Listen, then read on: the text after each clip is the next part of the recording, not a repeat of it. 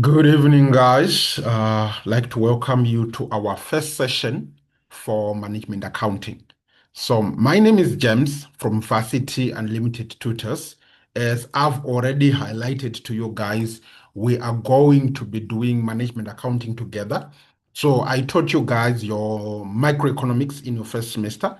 And then I taught you guys financial reporting and analysis in your second semester. And I know most of you were able to get distinctions. So that's the aim. We want you to get distinctions again for your management accounting. And it's a very straightforward thing. We make use of past exam papers in terms of our teaching so that when you come to the exam day, you are ready to tackle management accounting exam. So today is going to be our first class for management accounting. It's just an introduction. We're just looking at the basics. Then our next class should be in about 2 days' time on Thursday, where we are going to get into maybe the calculations and so forth. But for today, we just want to look at the basics of what management accounting um, is all about, like your unit number one. All right. So we are going to look at three particular aspects in this particular class. The aspects that we want to have a look at.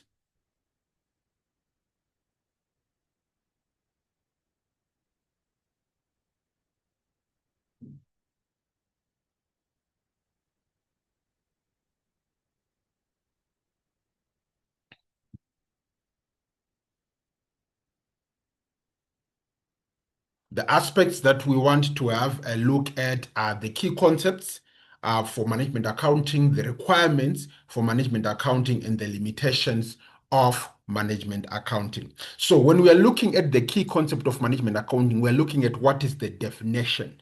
Why are we trying to study management accounting? So remember, when we were dealing with financial accounting, we were dealing with reporting financial information.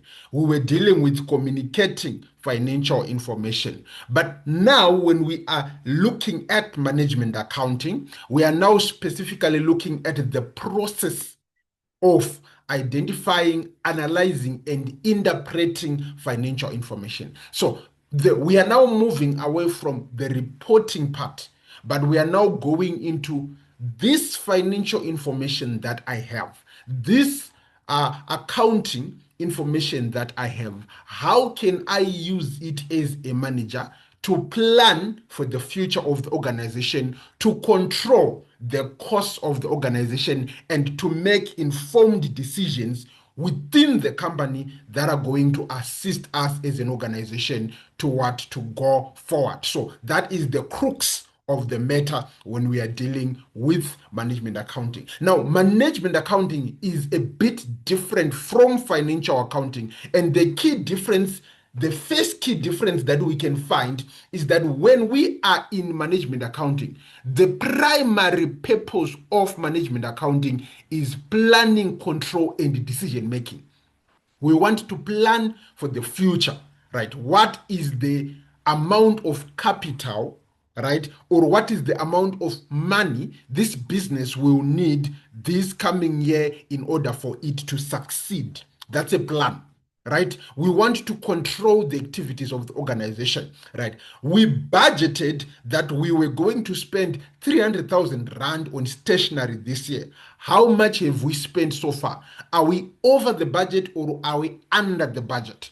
Right. Then decision making. So what should we do? Should we send a memo to the employees that we cannot order more stationery? Should we fire someone, right, for misusing the stationery? So that's the key aspect of management accounting.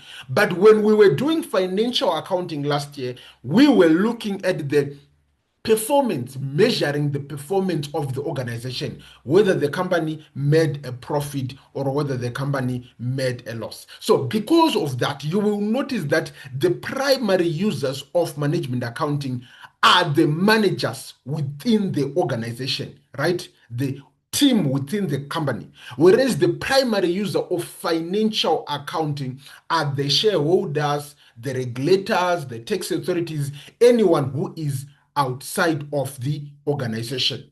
Then we are looking also at the time orientation, right? Financial accounting, the one that we did last year, we were looking at the transactions of the previous year, right? So we're looking at the past. What profit did we make in the past? What cash did we use in the past? What changes in equity happened in the past? But when we're dealing with management accounting, we are looking into the future. We are looking at budget. We're looking at the forecasts of the organization. So because of that, the management accounting becomes more useful for decision making because it helps us to look into the future of the specific organization. All right. Then other aspects that you can also highlight in terms of key differences, you will find that management accounting can focus maybe on only one product or on only one department, whereas financial accounting usually when it's done, it's for the whole company. Correct. Management accounting is very detailed. If you look at management accounting reports, they're very detailed. They'll even tell you the number of employees at the company, what time the employees come, what time they went, how much overtime they worked, and etc. That's management accounting.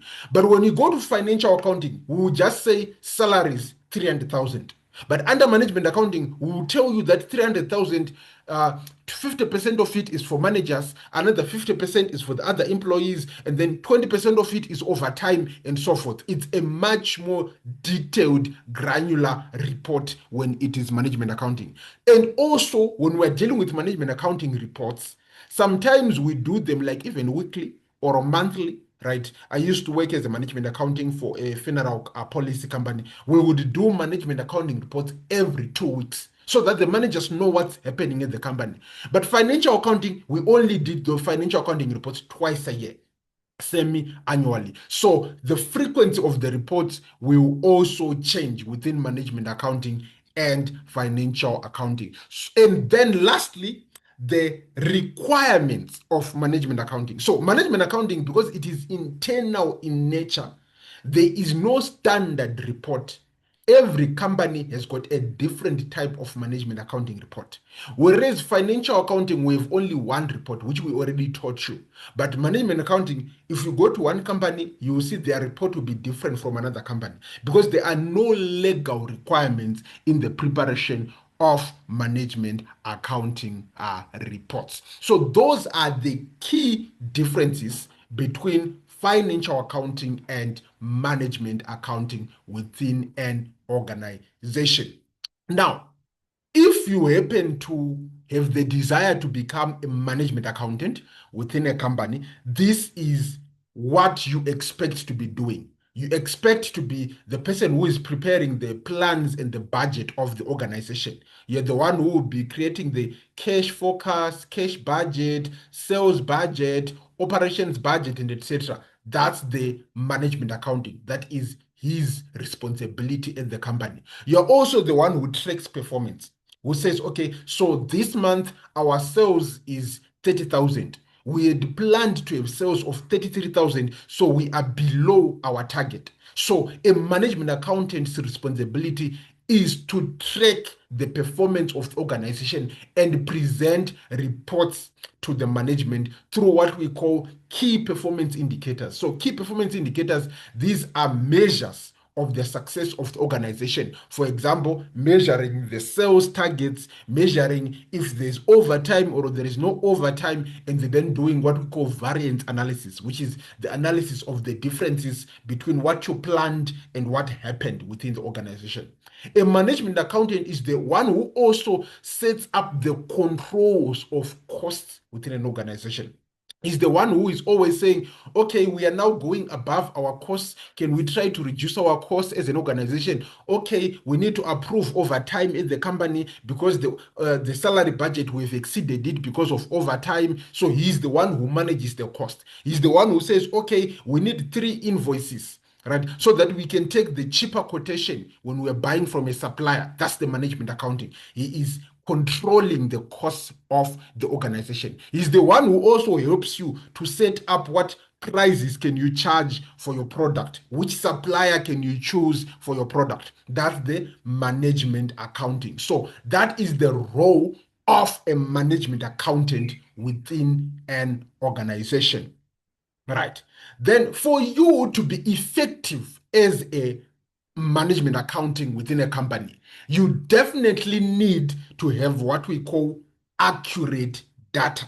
Right? So there is what we call the process where we call garbage in and garbage out. So garbage in and garbage out, we are basically just saying that if you put nonsense into the accounting system, you are not going to make good decisions. So you need to put in the correct prices, you need to put in the correct costs, the correct number of employees, the correct hours that were worked by the employees for you to be able to have correct management accounting reports. So an effective management accountant needs accurate data. An effective management accountant needs the company to have cost efficiency. They need a company that is aware of the budgeted costs and that is working to achieve the objectives of the organization within the costs that have been budgeted. An effective management accountant has got the correct, relevant reports. He doesn't provide all reports, but he only provides the relevant reports that are able to help in terms of decision making. Right? An effective management accounting has got a skilled team.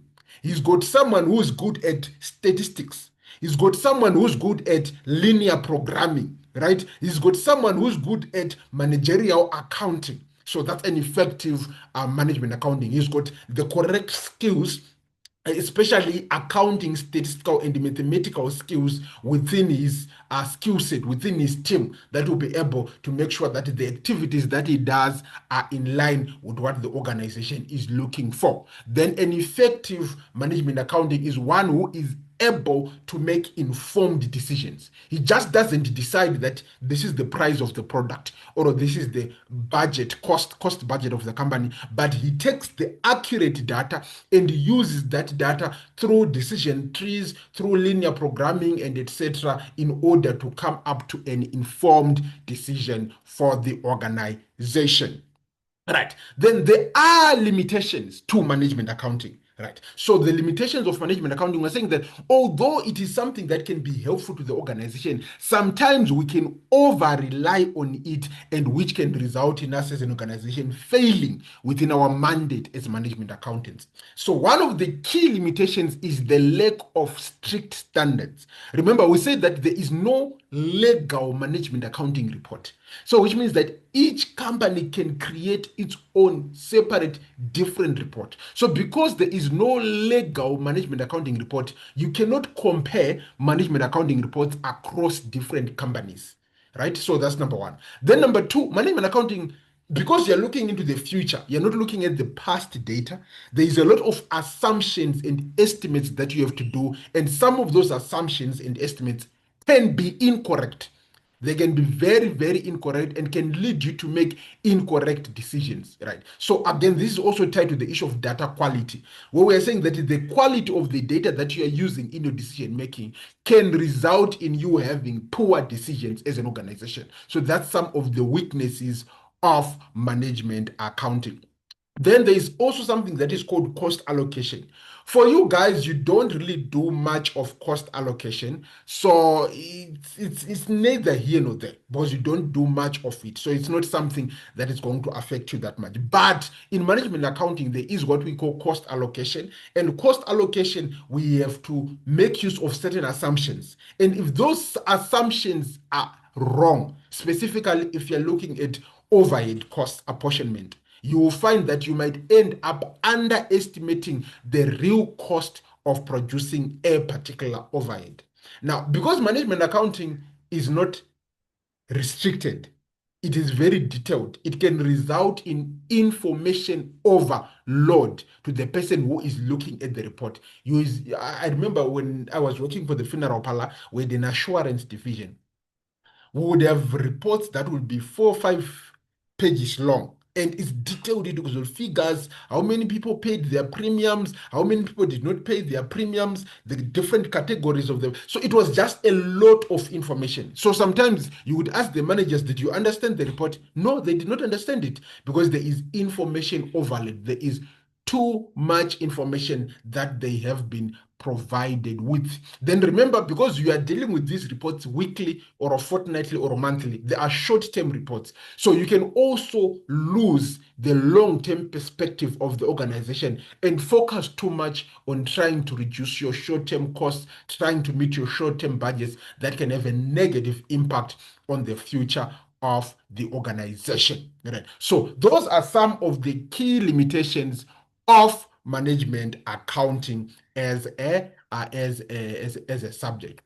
So that brings me to the end of my first lecture. Like I said, it's just basically some theory, some very simple and standard information. Right. So on the next lecture, we are going to be looking a little bit more detailed into things that you need to know, into labor, into material cost, into classification of costs. Right. So we're going to go a little bit deeper into how do you classify costs, because that is when we will start to do the workings and etc. So this section that we've done, it's rarely in the exam, but it's an important aspect. That's why you see I've done a video instead of doing a live lecture, because I just thought it's important for you guys to know about it, but it's rarely in the exam. But the last part, the next part that we're going to do, we're going to be starting into the exam preparation. So those of you that want to join through, let's see each other on Thursday. Thank you.